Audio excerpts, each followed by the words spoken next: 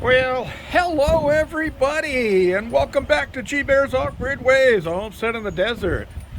And I ventured out today, but I'm not staying out here very long. These winds are gusting. They've been up in the 30-mile-an-hour range. I've seen 34 already today, and just really kicking out. But I wanted to cover something that might be of interest to some of you people, especially those of you who are thinking about wind power. So, I've heard a lot of questions lately. Wind power and dump loads. What about dump loads? Or diverters, or diversion loaders, or digital diverters? Okay, let's get into the electric room here, and I want to show you something. Okay, winds have been blowing all day long. Here's what we're looking at. This is incoming watts right now. Okay, so you can see them gusting up and down. You see the amps coming in, 33 amps coming in. 14.6, 14.5. Okay, so this thing is really going on a regular basis all day long, kicking in electricity. And as you can see, I got way more electricity than I need. Those are the Harbor Freight panels. Here's my Midnight Classic that's running the 305 watt panels, all 6 of them. And you see it's on float. And you see this one's on float. This is my Rover Renogy. It was given to me by Andy. And this is handling all the 100 watt panels I've got out there. And I've got all my panels are all tied in the maximum series connections that I could make for the individual controller, except for the Harbor Freights. The Harbor Freights are all parallel, and that's because that's the way they are. Now this is a Harbor Freight set of panels, but this is one of those lying Chinese things that they sold. MPPT solar charge controller. No, this is not a MPPT. This is PWM. You can tell just by the size of it to start with, because that'd be the minimum size for an MPPT. Okay, and those are junk too. The more Chinese junk. But when I was starting off, I wasn't sure if it was all going to work, so I was buying cheap stuff. Oh, people, please don't do what I did.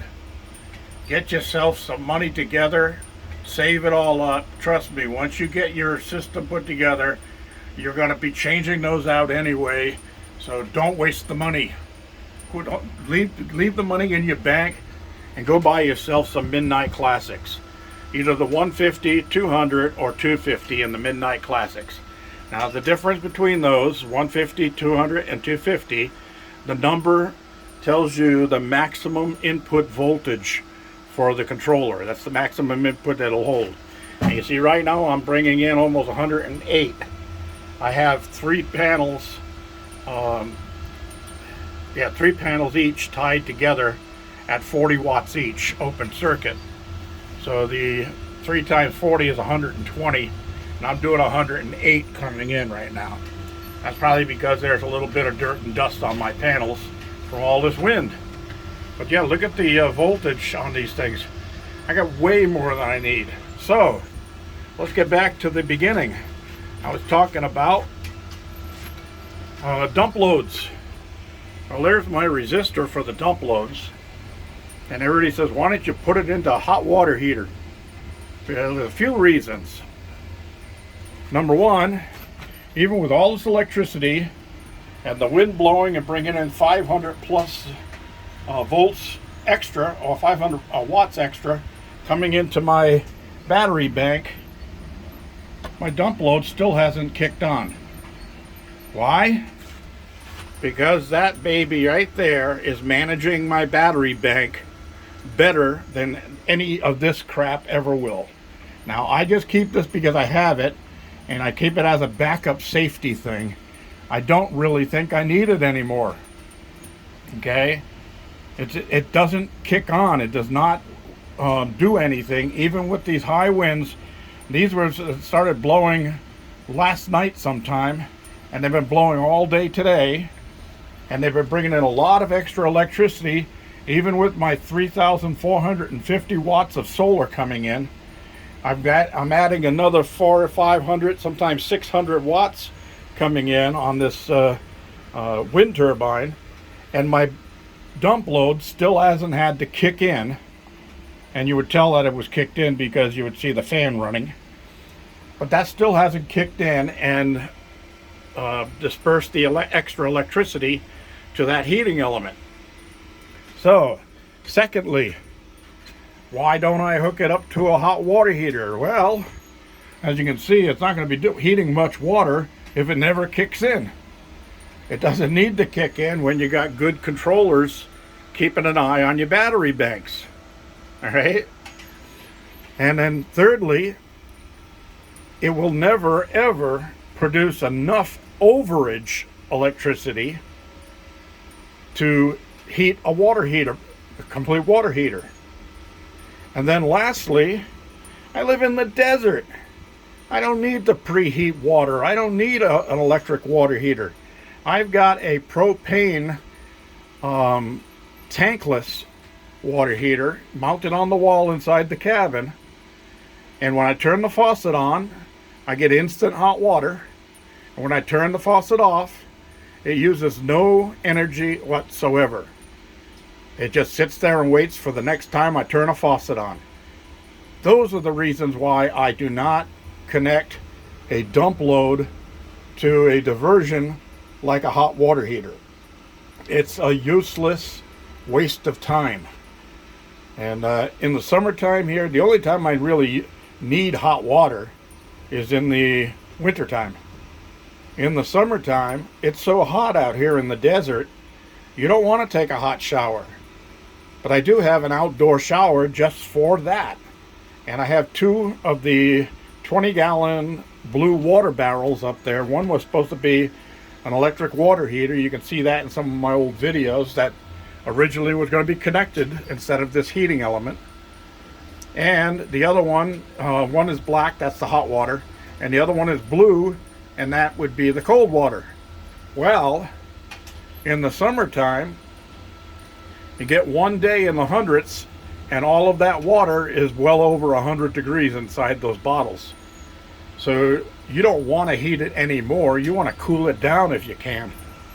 So when I go out there, I have to stick my hand under the shower first and see how hot that water is to see if I can use it. Sometimes I have to wait until just about sunset and then go out there and take a shower, and then the water feels good being a little bit on the warm side. But yeah, this all the reasons why I don't have to have a diversion load running off of my wind turbine. My wind turbine is the KT5 by Thermodyne, and I've got the standard KT5 1850 watt maximum system. And wow, what did I just see there? Oh, that was the amp hours, oh, the watt hours, 4,000 watt hours. Anyway, yeah, I've got the KT5 up there, and it's just the standard KT5. If I was ever going to do this all over again, I would get the KT5 with the Max Core PMA on it. And PMA, of course, is the alternator. That's a 3-wire system coming in. Why 3-wire? Well, it's AC. You use smaller wires coming in. I'm just using 10 coming in. Wow, when that thing kicks up to 500 watts, I can feel these wires humming. So anyway, yeah, that means you can use smaller wire, and I'm using 10 gauge coming down from the top of my mast down to here. And then I use 10 gauge to go to my rectifier. This is a bridge rectifier, and all this is, people say rectifier, oh my god, fancy word. I'm scared. I can't do anything with it. That's electricity. All a rectifier does is it's got diodes, and what a diode is the little item, a little electronic item that allows electricity to flow only in one direction. So each one of these 3 wires goes into a circuit, then goes only in one direction through a diode. And what that does is it straightens out all of the electricity coming in on 3 wires. All go in, and they can only flow one way through one wire, which comes back out of your DC side, which is positive and negative. So it takes that 3-phase and takes it down to single phase DC. So AC to DC single phase. All right, very simple. And you don't have to worry about what's inside of there. All you have to worry about is hooking it up right and making sure it works. Make sure you always get one of these little meters to hook up so you know exactly what's coming through your system and going to your batteries. And that's all you need. But I would definitely go with the Max Core KT5 for those of you who are still building a system, because that KT5 does a great job of producing electricity. As you can see, it's supplying plenty of electricity to me that I don't even really need. But the Max Core would be producing 3 times that amount of electricity. So my solar panels would be actually, between the solar panels and the Max Core, I'd have so much electricity I could turn the air conditioner on all day long, or all my air conditioners, the window air conditioners, everything, and the heaters on, and let them fight a battle inside the cabin. Isn't that a bad thing to have, right? So anyway, yeah, plenty of electricity. Those are some of my information. Again, Ames power, I swear by it. Best thing I ever did was get this Ames. And I used to have the power jack in here. The first power jack I got wasn't even pure sine. The second one said it was pure sine, and 8,000 to 32,000 watt surge. And then in fine writing right on the unit, it said don't use anything over 2,000 watts. Well, how can you trust anybody who's going to open-faced lie to you like that? So stay away from that Chinese junk. Buy yourself some good American-made stuff. Ames, definitely. Midnight Classic, definitely. This is a lot cheaper, but it does not do all the things that this does.